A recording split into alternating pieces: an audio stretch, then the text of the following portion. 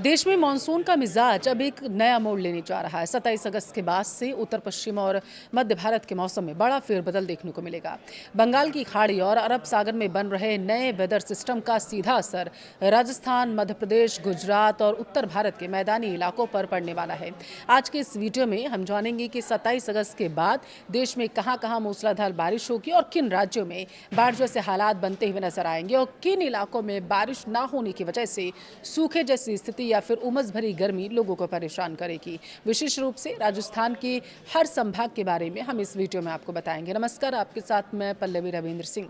सबसे पहले समझते हैं कि 27 अगस्त के बाद वायुमंडल में क्या बड़े बदलाव देखने को मिलेंगे।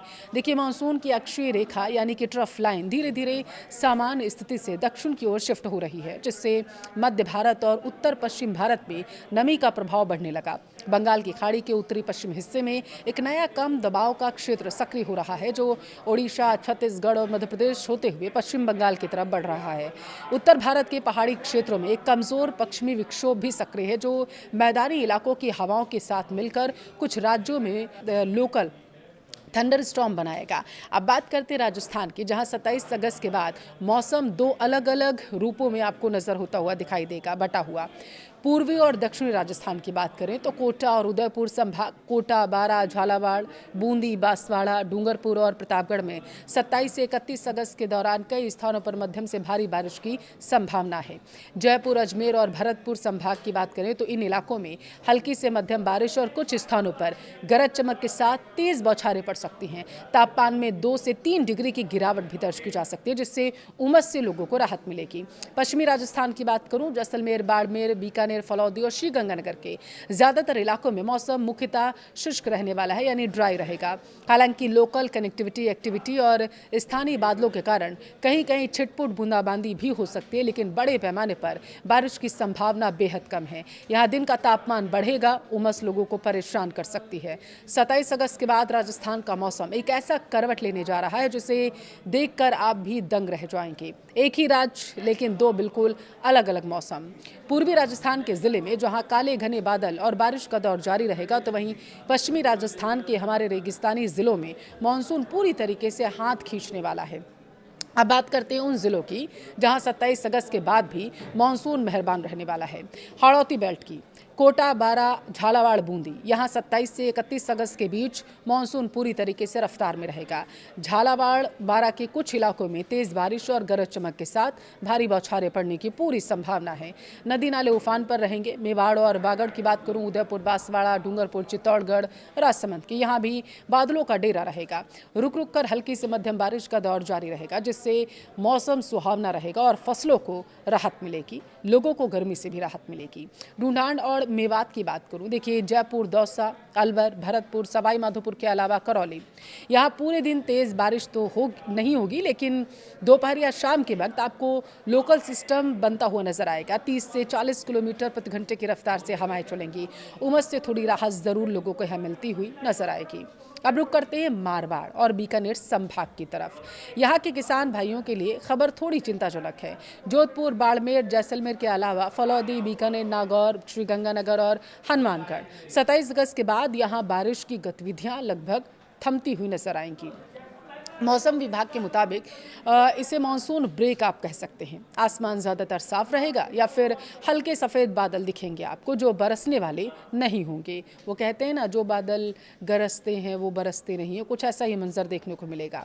तापमान और उमस का डबल अटैक आपको देखने को मिलेगा। दिन का तापमान 37 डिग्री सेल्सियस से 39 डिग्री सेल्सियस तक जा सकता है। हवा में नमी पहले से है और ऊपर से तेज़ धूप। इसका मतलब ये है कि भयंकर चिपचिपी उमस जो पसीने छुड़ा देगी। अगर कोई लोकल बादल बन भी गया तो कहीं कहीं 5 से 10 मिनट की छुटपुट बूंदाबांदी हो सकती है, बस और कुछ नहीं। लेकिन बड़े स्तर पर कोई अच्छी बारिश की उम्मीद आप मत करिएगा 1 से 2 सितंबर तक के लिए। इस मौसम का आपकी फसलों पर क्या असर पड़ेगा, यह भी आप नोट कर लीजिए। पश्चिमी राजस्थान वाले जो किसान हैं, अगर आपने ग्वार, बाजरा, मूंग या मूंगफली बो रखी है और अगर आपके पास ट्यूबवेल या नहरी पानी की सुविधा है, तो हल्की सिंचाई की तैयारी आप रखिए। बारिश के भरोसे ज़्यादा दिन ना बैठे क्योंकि ज़मीन की नमी तेजी से उड़ेगी। पूर्वी राजस्थान वाले किसान आप ध्यान दीजिएगा क्योंकि सोयाबीन और मक्का के खेतों में अगर पानी भर रहा है तो निकास नाली तुरंत साफ कर लीजिए। कीटनाशक या यूरिया का छिड़काव तभी करें जब आसमान में तेज धूप खिली हुई हो, नहीं तो बारिश आपकी खाद बहा ले जाएगी। आइए अब नजर डालते हैं देश के बाकी हिस्सों पर। पहले नंबर पर भारी बारिश वाले क्षेत्र कौन से हैं आपको मैं वो बताती हूँ। मध्य भारत, मध्य प्रदेश विशेषकर पश्चिमी एमपी, छत्तीसगढ़, महाराष्ट्र का विदर्भ और कोंकण गोवा क्षेत्र में लगातार बारिश का दौर जारी रहेगा। तो वहीं गुजरात की बात करूं तो 28 अगस्त के बाद गुजरात के सौराष्ट्र और पूर्वी हिस्सों में बारिश की गतिविधियां देखने को मिलेंगी। पहाड़ी राज्यों की बात करती हूं, उत्तराखंड और हिमाचल प्रदेश के कुछ जिलों में भूस्खलन और तेज बारिश का असर देखने को मिलेगा। यहाँ के लिए येलो अलर्ट जारी किया गया है। दूसरे नंबर पर आता है सामान्य छिटपुट बारिश कहाँ पर होगी आपको वो बताते हैं। ये कौन से इलाके हैं? दरअसल उत्तर प्रदेश, बिहार, दिल्ली एनसीआर, पंजाब और हरियाणा में व्यापक बारिश की संभावना है। यहाँ केवल स्थानीय स्तर पर छिटपुट बारिश या बादलों की आवाजाही रहेगी। तीसरा आपको बताती हूँ सूखा और शुष्क मौसम कौन से हैं, कहाँ कौन से ऐसे इलाके होंगे। देखिए आंतरिक कर्नाटक हो गया, तमिलनाडु हो गया, लद्दाख, पश्चिमी राजस्थान के सीमावर्ती इलाकों में मानसून कमजोर रहेगा जिससे इन इलाकों में बारिश की कमी दर्ज की जाएगी। फसलों को अतिरिक्त सिंचाई की आवश्यकता यहाँ पर होगी। मौसम के इस बदलते मिजाज को देखते हुए कुछ सावधानियां भी बरतनी बेहद जरूरी हैं। मानसून 2026 की शुरुआत में जब लंबे चौड़े दावे किए जा रहे थे कि इस बार राजस्थान में झमाझम बारिश होगी, बांध लबालब भरे रहेंगे, खरीफ की फसलों की फायदा मिलेगा, तब उम्मीदें ज़्यादा थीं। लेकिन आज अगस्त का आखिरी हफ्ता आ चुका है और धरातल की हकीकत इन दावों को कोसों दूर लेकर चली गई है। पश्चिमी राजस्थान के कई जिले बारिश की बूंद बूंद को तरसने लगे हैं, तो वहीं पूर्वी राजस्थान में भी उम्मीद के मुताबिक बारिश उतनी ज़्यादा नहीं हुई है जितनी होनी चाहिए थी। आंकड़ों को अगर नज़र डालें तो आप देखिए पश्चिमी राजस्थान का हाल क्या है। जैसलमेर, बाड़मेर, बीकानेर, फलौदी, जोधपुर और नागौर के कई हिस्सों में सामान्यतः 20% से लेकर 35% तक का बारिश रिकॉर्ड दर्ज की गई। जुलाई के अंत से लेकर पूरे अगस्त महीने को अगर हम देखें तो इन जिलों में 15 से 20% तक बारिश हुई है। लगातार एक भी मानसूनी स्पेल नहीं आया। जहां बारिश हुई भी वहां एक ही दिन में 2 घंटे तेज पानी गिरा और फिर अगले 10 दिनों तक चिलचिलाती गर्मी हुई है। इसे बारिश का सामान्य वितरण नहीं कहा जा सकता क्योंकि ऐसी बारिश जमीन में रिसने के बजाय बहसी जाती है। अब आते हैं सबसे अहम सवाल पर, आखिर राजस्थान तक बादल पहुंचे क्यों नहीं? इसके पीछे देखिए 5 बड़े भौगोलिक और जलवायु कारण माने जा रहे हैं जो जिम्मेदार हैं। पहला, मानसून ट्रफ का उत्तर की ओर शिफ्ट हो जाना। मानसून की जो मुख्य अक्षीय रेखा होती है वह इस बार ज़्यादातर समयबद्ध मध्य भारत के ऊपर टिकने के बजाय हिमालय की तलहटी की ओर खिसकने लगी है। इसे मौसम विज्ञान में ब्रेक मानसून कहा जाता है। जब ट्रफ उत्तर में जाती है तो मैदानी राज्यों में बारिश पूरी तरीके से रुक जाती है। दूसरा पॉइंट क्या है? अरब सागर ब्रांच का कमजोर पड़ना।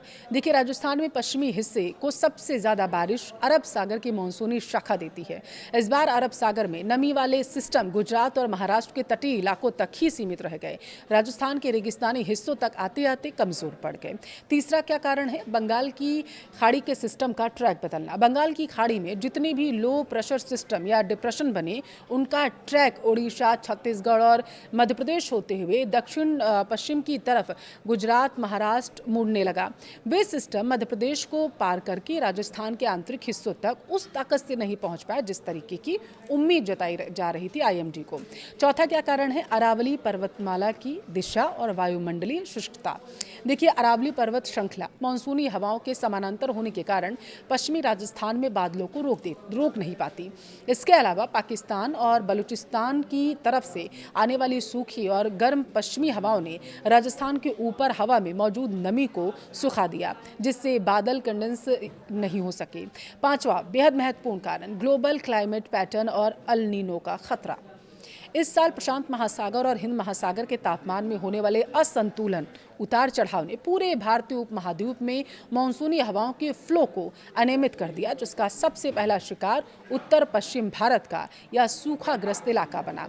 अब समझिए कि इस कम बारिश की कीमत किसे और कैसे चुकानी पड़ेगी। खरीफ फसलों पर भारी मार पड़ेगी। बाजरा, मूंग, मोठ, ग्वार फली को नुकसान होगा। पश्चिमी राजस्थान की जीवन रेखा मानी जाने वाली ये दलहन और तिलहन फसलें समय पर बारिश न मिलने से फूल आने से पहले ही सूखने की कगार पर पहुंच चुकी हैं। सोयाबीन और मक्का की बात करूं तो पूर्वी राजस्थान में जहां नमी की कमी हुई, वहां उत्पादन में 20 से 30% तक की सीधी गिरावट दर्ज की गई है। भूजल स्तर की बात करूं, इसका भी नुकसान होगा। देखिए, बारिश न होने से ट्यूबवेल और कुओं का जल स्तर नीचे चला जाएगा। नलकूपों पर निर्भर किसानों का बिजली और डीजल का खर्चा दोगुना हो जाएगा। तीसरा नुकसान, बांधों का खाली रह जाना और रबी सीजन का संकट आ जाना। बीसलपुर, जवाई माही या राणा प्रताप सागर कई प्रमुख बांधों में उम्मीद के मुताबिक पानी का इनफ्लो नहीं हुआ है। इसका सीधा असर आने वाले सर्दियों के मौसम यानी गेहूं, सरसों, चने, रबी बुआई पर सीधे तौर पर पड़ेगा, क्योंकि नहरों में पानी कम छोड़ा जाएगा। चौथा क्या नुकसान, चारे और पशुधन का संकट बढ़ जाएगा। राजस्थान की ग्रामीण अर्थव्यवस्था पशुपालन पर टिकी है। बारिश की कमी से गोचर और चरागाह सूख जाएंगे, जिससे आने वाले महीनों में चारे के दाम आसमान छूने लगेंगे। क्या मानसून 2026 की कहानी यहीं खत्म हो गई है? पूरी तरीके से तो ऐसा नहीं लगता। मौसम विज्ञानियों के मुताबिक सितंबर के पहले पखवाड़े में मानसून की वापसी हो सकती है, ऐसा माना जा रहा है। अगर सितंबर में बंगाल की खाड़ी से एक मजबूत सिस्टम निकल आता है तो वह जाते जाते कुछ हद तक सूखे के घावों पर मरहम की तरह काम करेगा। लेकिन किसानों और प्रशासन को अब वाटर बस्टिंग यानी पानी के बेहद संभल कर इस्तेमाल की रणनीति पर काम करना होगा। आपके ज़िले में इस सीज़न में फसलों की क्या स्थिति है? क्या आपके यहाँ भारी बारिश की देखी गई, कमी महसूस हुई या फिर स्थिति सामान्य है? कमेंट में ज़रूर बताइएगा।